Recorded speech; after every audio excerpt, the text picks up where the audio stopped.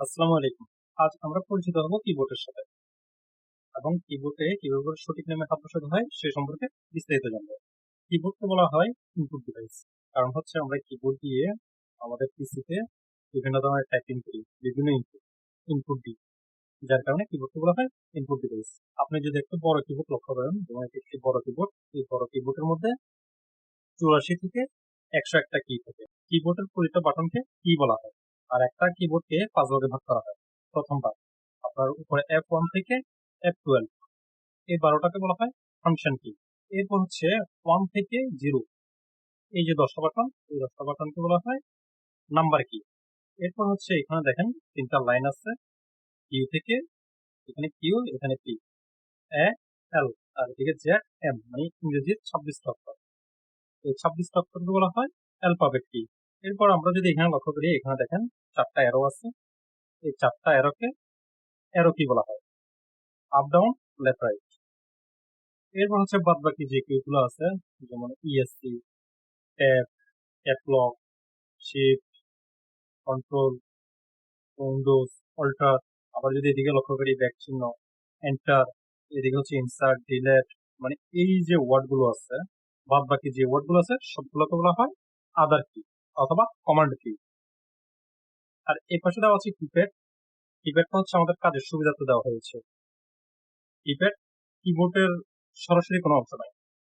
কিপ্যাডটা হচ্ছে আমরা যখন কাজ করি, যেমন আপনি যদি কোনো একটা নাম্বার নিয়ে কাজ করতেছেন, সেক্ষেত্রে আপনি এখান থেকে নাম্বার তুলতে আপনার অনেকক্ষণ সময় লাগবে, কিন্তু আপনি এখান থেকে কিপ্যাড থেকে সরাসরি সে কাজগুলো করে ফেলতে পারবেন খুব দ্রুত।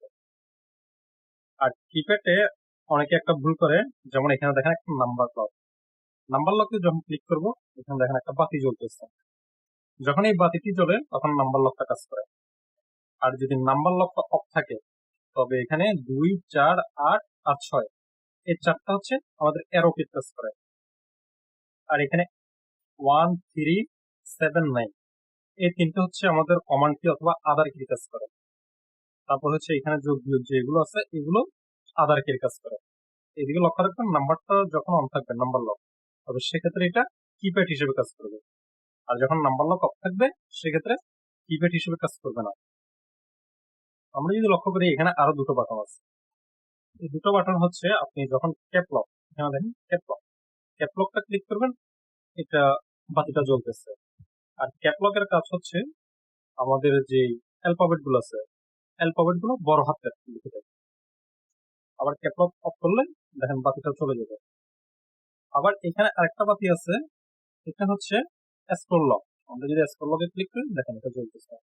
আবার স্ক্রল লকে ক্লিক করলে এটা অফ হয়ে যাবে।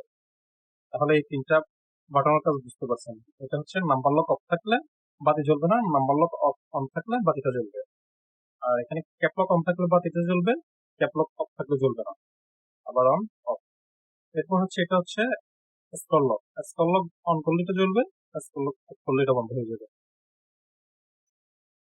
আশা করি আপনারা কিবোর্ড সম্পর্কে বুঝতে পেরেছেন। এরপর আসি কিবোর্ডে কিভাবে করে সঠিক নামে হাত বসাতে। কিবোর্ডে এখানে দেখেন আমাদের যে 3টা রো, মানে অ্যালফাবেট যে রো গুলো আছে, এই রো গুলোতে আমাদের হাতটা বসাতে হবে। আবার অ্যালফাবেট কির এই 3টা রোকে আবার 3টা নাম দেওয়া হয়। এখানে মাঝের রো এ, এস, ডি, এফ, জি, এ, জে, কে, এল, এই যে মাঝখানের লাইনটা, এই মাঝখানের লাইনটাকে বলা হয় হোম রো। কারণ হচ্ছে এখান থেকে আমাদের পুরো কিবোর্ডটাকে কন্ট্রোল করা হয়। এরপর হচ্ছে উপরের রো, উপর রোকে বলা হয় আপার রো, মানে হোম রোর উপর রো, আপার রো। হোম রোর নিচের রোকে বলা হয় বটম রো অথবা ডাউন রো। এরপর হচ্ছে কিবোর্ডে হাত বসানোর নিয়ম। কিবোর্ডে হাত বসানোর নিয়ম হচ্ছে আমাদের 2 হাতের 2 তর্জনী আঙ্গুল, 2 হাতের 2 তর্জনী আঙ্গুল। আমরা যদি কিবোর্ডে লক্ষ্য করি, জে এবং এফ, এই দুইটার উপর একটা দাগ দেওয়া আছে। আমরা জের মধ্যে ডান হাতের তর্জনী আর এফের মধ্যে বাম হাতের তর্জনী, এটা বসাবো। এরপর সিরিয়ালি এখানে কেতে বসবে মধ্যমা, এলে বসবে অনামিকা, আর সেমিকোলনে বসবে কনিষ্ঠা। একইভাবে এখানে এফ এর তর্জনী, ডিতে মধ্যমা, এস এ অনামিকা এবং এতে কনিষ্ঠা, এভাবে করে বসবে। আবার দেখিয়ে দিচ্ছি 2 হাতের 2 তর্জনী আঙ্গুল এফ এবং জেতে বসাবেন। এরপর সিরিয়ালি বাকি আঙ্গুলগুলো বসিয়ে ফেলবেন। এরপর আপনি যদি ডান হাতি হন তাহলে ডান হাতের বিদ্যাঙ্গুলো হচ্ছে স্পেস বারে, আর যদি বাম হাতি হন তাহলে বাম হাতের স্পেস বার হচ্ছে বিদ্যাঙ্গুলো। এরপর আমরা এখান থেকে পুরো কিবোর্ডটাকে কন্ট্রোল করবো। যেমন আমরা যখন কোনো কিছু লিখবো, আবার যখন আপনি অন্য কিকে কমান্ড করবেন, যেমন আপনি 6 লিখতে যাচ্ছেন, তাহলে আমরা এখানে 6 এ ক্লিক করবো, ক্লিক করে আমাদের আঙ্গুলটা আবার আগের জায়গায় ফেরত আসবে, যার জন্য এই রোকে বলা হয় হোম রো। আবার যদি এই হাতে দেখি, এই হাতে ধরেন আপনি 8 ক্লিক করবেন, তাহলে আপনি 8 দিবেন, তারপর আবার আঙ্গুল ফেরত চলে যাবে।